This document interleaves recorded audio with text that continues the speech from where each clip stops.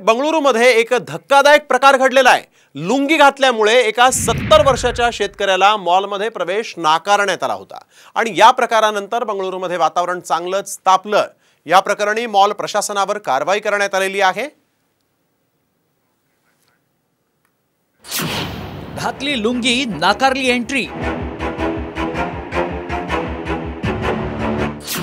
सरकारनं वाजवली मॉलची पुंगी।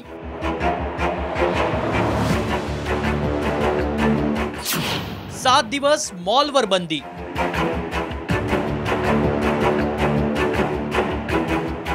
कुणी कसं राहावं, काय कपडे घालावे हा ज्याचा त्याचा प्रश्न असतो। यावरून अनेकदा वादही होतात।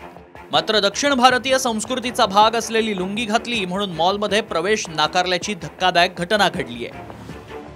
फकीरप्पा या वृद्धाला पारंपरिक दक्षिण भारतीय पोशाख असलेली लुंगी घातल्यानं मॉलमध्ये प्रवेश नाकारण्यात आला। फकीरप्पा आणि त्यांचा मुलगा मॉलमध्ये चित्रपट पाहण्यासाठी आले होते। मात्र प्रवेशद्वारावरच मॉलच्या सुरक्षा कर्मचाऱ्यांनी त्यांची अडवणूक केली। या बापलेकाकडे त्यांची प्री बुक केलेली चित्रपटांची तिकीटं असूनही त्यांना मॉलमध्ये प्रवेश नाकारण्यात आला। फकीरप्पांना कपडे बदलून येण्यास सांगण्यात आलं। सुरक्षा रक्षकानं त्यांना शेवटपर्यंत आतमध्ये जाऊ दिलं नाही। फकीरप्पांच्या मुलानं या संदर्भातील व्हिडिओ शेअर केलाय। व्हिडिओ व्हायरल झाला आणि नेटकऱ्यांनी यावर संतप्त प्रतिक्रिया दिल्या। हा सर्व संतापजनक प्रकार घडला तो बंगळुरूतल्या GT मॉलमध्ये। प्रकाराचं गांभीर्य लक्षात आल्यानंतर मॉलच्या कर्मचाऱ्यांनी या वृद्धाचा सन्मान केला, घडलेल्या प्रकाराबाबत माफी मागितली।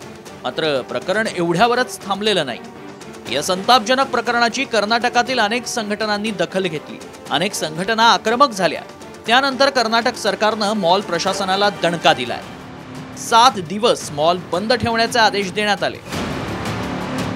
लुंगी हा दाक्षिणात्य पोशाखाचा अविभाज्य भाग आहे।